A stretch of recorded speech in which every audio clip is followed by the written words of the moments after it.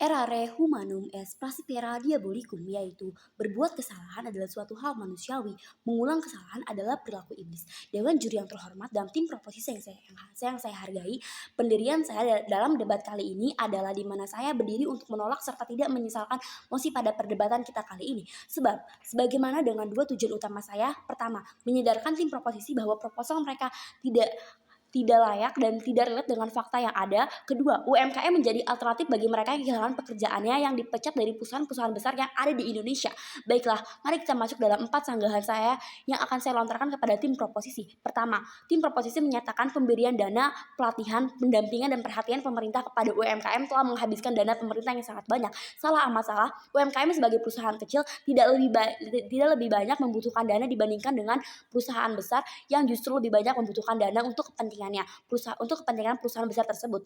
Kedua, tim proposisi menyatakan Unput tidak memenuhi inference negara berkembang pada UMKM tercipta dari mereka yang membuat inovasi untuk menunjang kehidupannya, bukan seperti apa yang dikatakan oleh tim proposisi. Ketiga, tim proposisi menyatakan perusahaan besar akan berkontribusi lebih dalam negara berkembang, seperti penyerapan tenaga kerja serta meningkatkan invensi.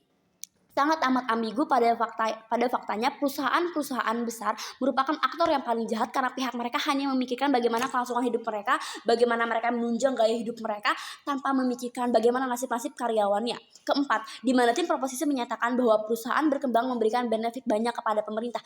Ini merupakan hal yang salah karena perusahaan besar dengan kapabilitas yang besar justru akan sombong dan tidak memikirkan bagaimana nasib karyawannya, bukan di mana banyak pekerja yang lembur, ketekanan kerja, serta benefit yang dijanjikan oleh tim proposisi hanyalah berupa hoax yang semakin akan merajalela. Dewan juri yang terhormat, tim proposisi tidak menyeluruh dalam menatap sebuah mosi.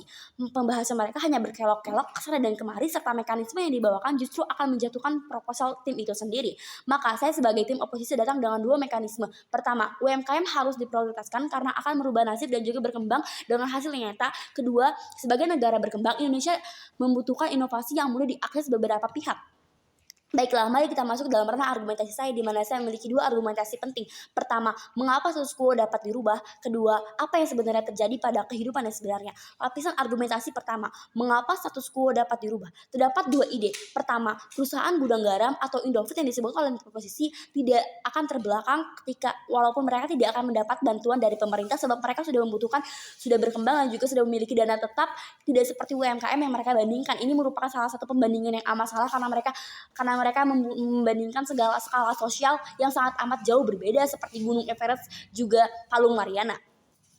Karena jam terbang mereka sudah jauh dan lebih tinggi, pemerintah tidak perlu memperhatikan mereka, namun pemerintah butuh untuk memperhatikan UMKM agar UMKM berdampak, karena ketika pemerintah memperhatikan UMKM, hal tersebut tidak akan berdampak apa-apa pada perusahaan besar karena perusahaan besar telah memiliki dana tetap. Dapat disimpulkan tim proposisi hanya melebih-lebihkan fakta yang ada. Kedua, tim proposisi menyatakan akan mengalokasikan dana yang selama ini diberikan kepada UMKM ke manufaktur berskala besar. Penyelesaian yang salah sebab jika pemerintah nekat dan mengambil proposal mereka, Indonesia hanya akan semakin terbelakang dikarenakan dana bantuan akan mengikuti hal yang dibantu.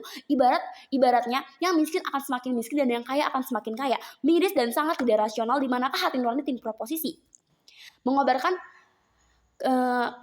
Argumentasi kedua, mengobarkan UMKM adalah hal yang salah sebab hal tersebut akan memperburuk keadaan Indonesia ke depannya. Tim proposisi adalah tim yang paling tidak memiliki pendirian sebab argumentasi mereka cepat berubah. Padahal semestinya UMKM sebagai perusahaan kecil sangat mampu untuk menyesuaikan diri pada kebijakan yang telah pemerintah sahkan.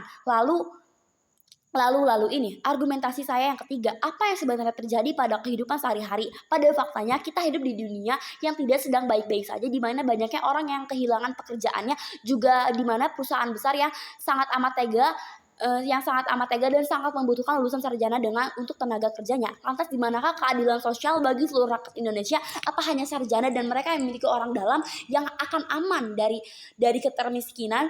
Tim proposisi adalah tim yang paling jahat dalam perdebatan kita kali ini. Lapisan kedua, mendukung UMKM dan tetap pada pendirian di mana pemerintah membantu UMKM dengan dana yang telah disesuaikan. Tim proposisi mengambil contoh seblak. Dewan Juri yang terhormat, makanan merupakan salah satu hal yang sangat dibutuhkan, merupakan kebutuhan primer, kebutuhan dasar yang dibutuhkan manusia.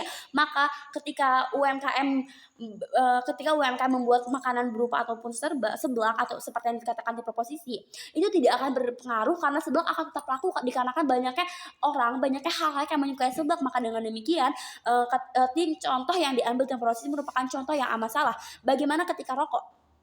Saya balikan, tim proposisi menyatakan rokok. Dewan Juri terhormat, tidak banyak di Indonesia yang merokok karena rata-rata orang kaya ataupun orang yang berduit tidak akan merokok dikarenakan mereka tahu bahayanya akan rokok.